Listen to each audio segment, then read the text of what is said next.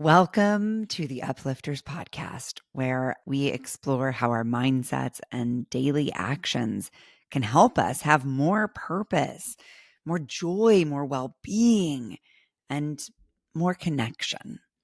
I'm your host, Aranza Savis, and each week I get to bring you the story of one inspiring woman who shares her strategies that she uses to keep rising higher.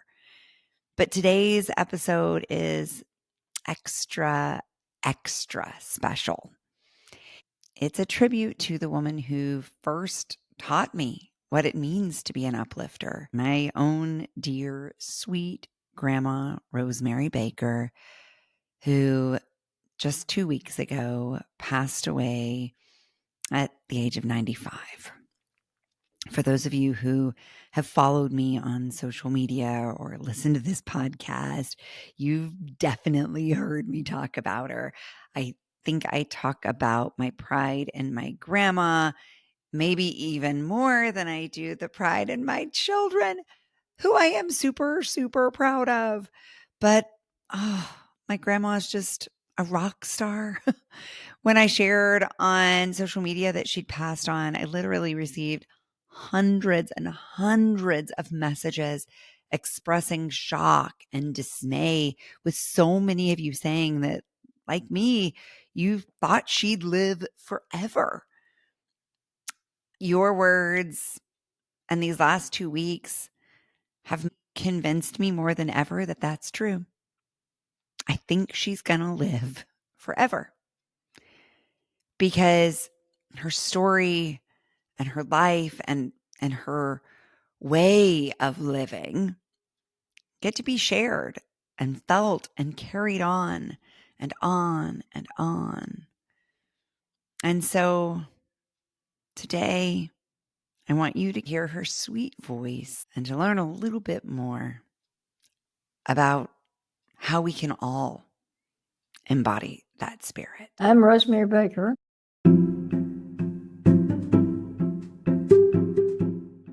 What kind of person inspires you? Well, I had a couple of aunts that really inspired me. What was it about them that inspired you?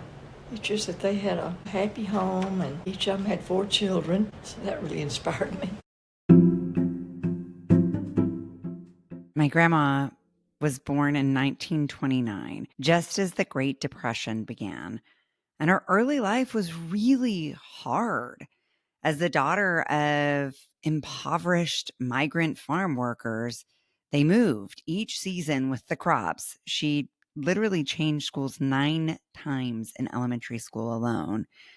Her family was constantly on the move, forced to always be in a state of packing up, moving on, making friends, leaving friends, always being the new girl while things were really hard. She also got the chance to watch her mother set up a home over and over. Each time they moved, her mother would immediately plant a garden, even if they were only going to be there for a couple of weeks. She would take whatever meager space they had to live in and turn it into a home.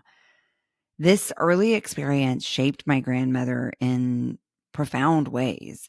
It taught her an adaptability and a resourcefulness and a creativity that informed every part of her life. It also showed her how to find inspiration wherever she went. Observing her aunts who had stable homes and families became the vision and the inspiration for what she wanted in life early on. Were there qualities in them that inspired you? Just that they were family. It was all about family. I lived through the Depression days. My parents were so busy making a living that, I don't know, the children were just kind of ignored. And I had aunts that they paid so much attention to their families. Just, children were raised different back then. Because times were so hard. It was all about making a living, and we traveled so much looking for jobs. And so when you find these city people that raise their children properly, and I just found the life that I liked, and I worked toward that.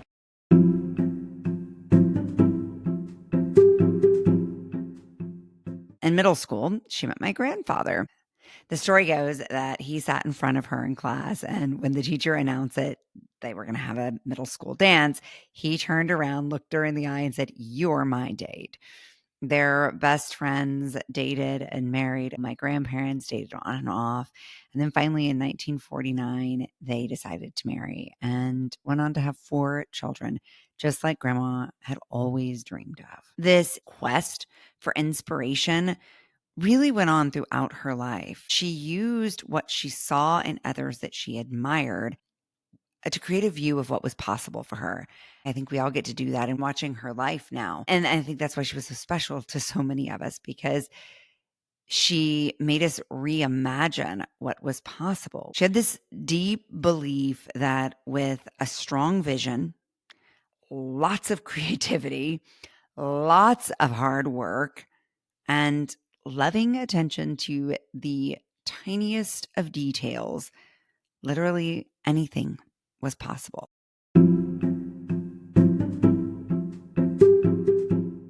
I love to design houses, so on the weekends I'd get the children up and get them all dressed, and we might make a picnic lunch and go looking for property. I love buying property and drawing house plans for them. So I've built quite a few houses, designed them. When her kids were little, she would scour catalogs and then make her children perfect replicas of the most elegant and fashionable clothes she could find. When they finally moved to town, her yard became a key focus. It started out as 1.5 acres of just wooded mess.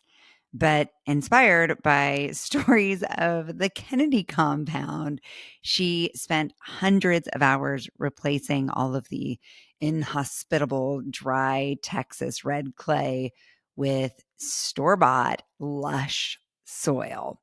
She began to enclose the perimeter of our yard in berms, which are like these, in case you don't know, I don't know, nobody uses the word berms, these like hills of dirt. But her hills of dirt were covered in flowering trees and lilacs and irises. She began to create zoned areas throughout the property for different moods and ambiances. She was thinking constantly about what the experience would be in the relaxation area, in the play area. And it was literally like growing up in the best botanic garden you've ever been in. I remember one time she saw a photo of a French labyrinth. A few months later, I wandered out into the garden and voila, there were tiny, perfectly manicured hedges tracing the outline of our vegetable garden that one could wander through. She carefully plotted homesteads for each of her children on the property and placed a shimmering pool in the center of the yard for the shared area of the property. Her hands and her mind were just always going, and every single aspect of our lives became elevated through her focus on beauty and her attention to detail. My friends always wanted to come over to eat her cooking because it was the best. Nobody cooked quite like her. If you talk to my friends from childhood, they'll say, "Oh, remember going to your grandma's to eat cinnamon toast?" I mean, it's cinnamon toast. How exciting can cinnamon toast be? I will tell you this, it is very exciting. Her trick was that you would use, of course, lots of butter, because everything had to have lots of butter because that's what gave it that great crispness, and the perfect amount of sugar and cinnamon. But here's the trick. She would wait until the top toasted, turn off the oven, flip it over so that the bottom of the cinnamon toast was never soggy, but just slightly dried out. The real magic, though, happened on the other side, because that butter then dripped down into the sugar instead of being beneath it, and it formed this crisp crust on the sugar and the cinnamon. Seriously, there is no other way to do cinnamon toast. Anyway, I could talk about her cooking forever, but like even our refrigerator was extra. It couldn't just be silver or white like, normal people's refrigerators. Oh no, she wanted a cobalt blue refrigerator. So when her boys were teenagers, she sent them to the auto body shop to paint her refrigerator blue. It's just nothing was basic. Grandma was extra, as my girls would say. My grandmother adopted me when I was 6 years old and raised me because my parents weren't able to. Um, and so I had no idea until I was much older that every little girl wasn't awoken for school each morning by their grandmother tenderly stroking her hair and then presenting her with breakfast in bed with multi courses on a beautiful tray with flowers. I mean, that's certainly not how my kids are awoken. But this was standard Rosemary Baker treatment. And with all of this beauty around us, it's not to say that there weren't challenges. Lots of things were hard. And frankly, she's the kind of girl who liked to do hard things. What do you think is the best way to deal with challenges? Just get in there and do it. I mean, Not run away from them. no.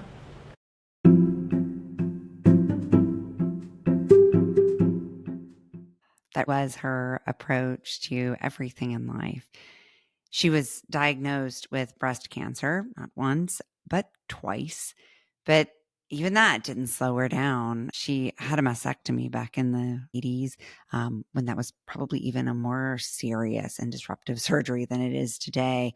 And the doctors called the next day to ask us if she'd been able to get out of bed yet.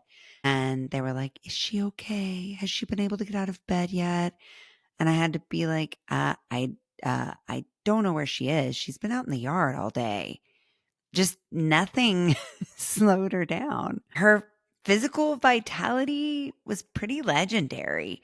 She often said that the secret to aging well was understanding that if you never sit down, you never have to get up.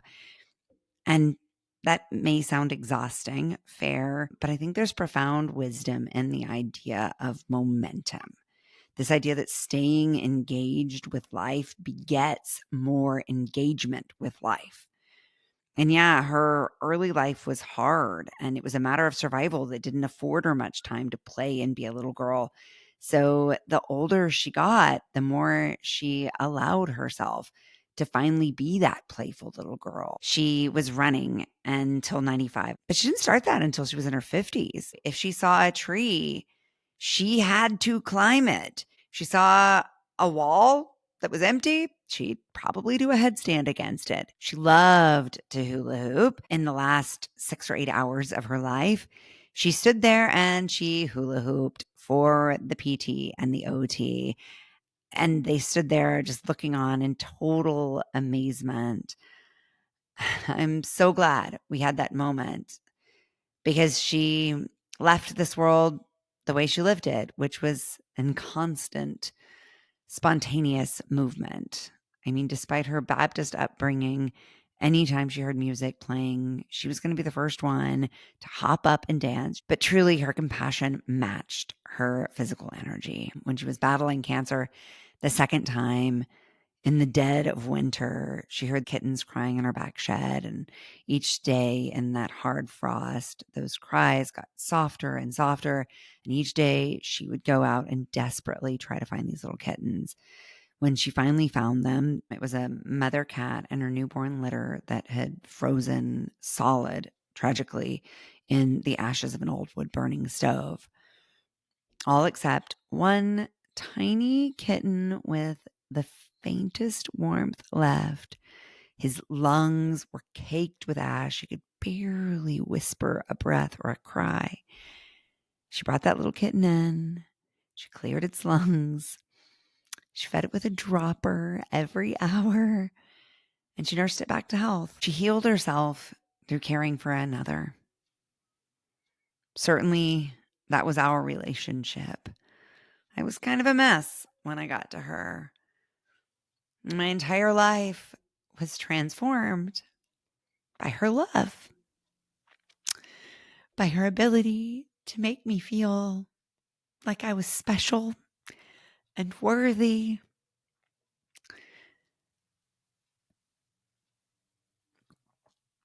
And this was the essence of my grandma. She sent probably thousands of greeting cards out over the course of her lifetime, and she loved it. She also loved Gain laundry detergent specifically. She liked cleaning with lots of bleach. She loved black pepper and Cheetos and root beer, and always told us that when you got that little sinking feeling in the end of the day, the best way to manage it was with a handful of Cheetos. Pro tip. She loved Johnny Mathis and Muzak, which played in her home 24/7. She loved hot baths and hot soup and hot tea and water with no ice. She loved haircuts that stayed out of her eyes and covered her ears. She loved decorating with cobalt blue and wallpaper. She loved her white Jeep and her white pants and sneakers that matched her outfits precisely. She liked climbing trees and dreaming about living in a tree house. She also had some pretty strong opinions about things she didn't like, including white tops and bottoms that didn't precisely match. I mean, seriously, start to look. You will be amazed at how many different shades of white there are. I'm not talking off-white. I'm talking white. White comes in many flavors. Anyway, she was precise. She hated going anywhere she'd already been. No, she hated curse words. In fact, when her children were young, she and my grandpa would take them to the countryside to stay with her parents. And her sons thought the very best thing in the world was to walk down the lane to the Duckworth's house, where they could listen to the Duckworth's adult son, Ardell, who had special needs and a very colorful vocabulary. So my grandmother heard the story of Mrs. Duckworth, who, when she grew older, developed dementia and started repeating all the words she'd heard Ardell say over the years. My grandma's biggest fear became that someday she too would get dementia and start saying all the words her boys had said in front of her over the years.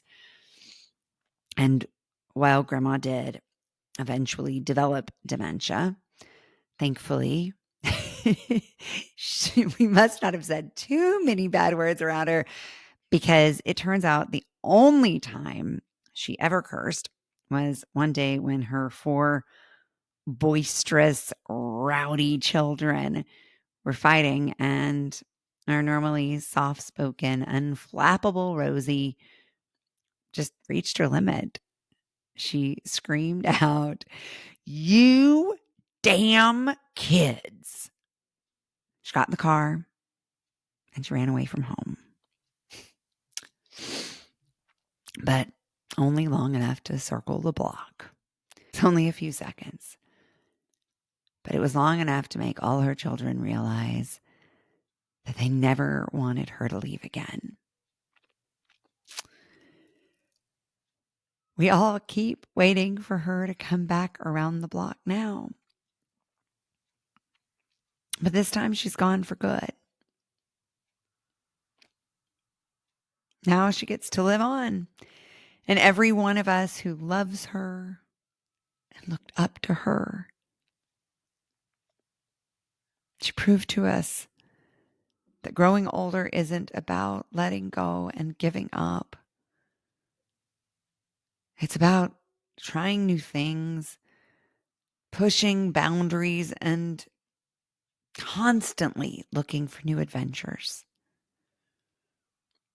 In a world where youth is often prized above all else, Grandma proved to us that the later chapters of life can be the most vibrant. So, what can we learn from my precious grandmother's 95 remarkable years, my friends? First, she showed us the power of continuous creativity. Grandma never stopped finding ways to create things she felt proud of. And she proved to us that creativity isn't something that has to diminish with age. It can actually expand when we give it room to flourish. The second lesson from her life is her unwavering commitment to using her body. If you never sit down, you never have to get up. It wasn't just a quirky saying, it was a way of living. If we move, we can move. And so whether it was jogging at dawn or climbing trees or doing the splits at 90, She proved that our bodies are designed to stay in motion. There have been studies actually that show that in cultures where people pray regularly by standing up and kneeling down, they have greater longevity and physical vitality. And I think that's really what we were seeing with her. Her meditation, her prayer, what have you, was movement. Thirdly, Grandma demonstrated the importance of clear vision. This is maybe one of the most transformative things I get to do with my clients week after week. Like, Grandma believed we really can do anything if we put our minds to it. But that means being honest with ourselves about what we want. And so rather than wasting time comparing ourselves, what if we looked at what inspires us? What if we looked at what energizes us? What if we were honest with ourselves about what really excites us? And then allowed ourselves to work really hard to go after it. What if we found a life that we liked and we worked toward that? Fourth, Grandma showed us how to be playful. Truly, the older she got, the more childlike she became. Those Geico commercials where they're constantly talking about people becoming their parents. And what they're representing there is like these confused, dull, serious people. But what if that's just completely wrong? What if the reason that happens is because we believe that's what happens? What if instead we believed that we got to play our way into old age? And no matter what changes happen to our bodies, we could adapt our sense of play to match our physical abilities. Fifth, Grandma taught us the restorative power of nurturing others. You've heard this in pretty much every uplifter story on this podcast. Over 100 stories of women proving again and again that by getting out of our fears and our doubts and getting into our purpose and our compassion, we actually find more energy. And maybe the last thing we get to take from Grandma's story is to be authentic. It's okay to have strong opinions. It's okay to have likes and dislikes and to be true to them. And maybe it's more than okay. Maybe it's a secret to living and aging well. In her final years, I regularly ask her if she had any regrets or if there was anything she still wanted to do. And she always said that the one thing she hadn't done was to design a tree house to live in. So she constantly sketched out tree houses, kept a book of tree houses for inspiration on her table, and thought about how she would design that perfect house. And that's how I want to remember her. Not as someone who reached an end, but as someone who was always looking ahead to the next tree to climb, the next garden to plant, the next dance to dance. I'm so proud of you. I'm proud of you. Mutual pride and admiration were at the heart of our relationship. Living and aging well are not a solo journey, my friends. It's something we're going to do in community. Let's do that for each other. Let's show each other what's possible, not with the spirit of competition or comparison, but with a spirit of openness and possibility and curiosity. And most of all, play. I'm so excited to keep growing older with you, to keep growing wiser and more playful together.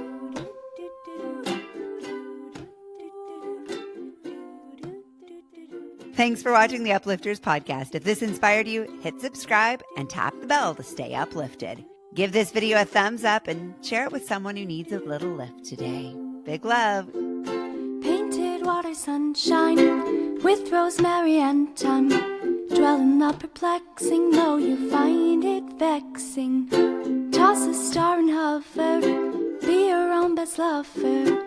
Relish in a new prime, plant a tree in springtime.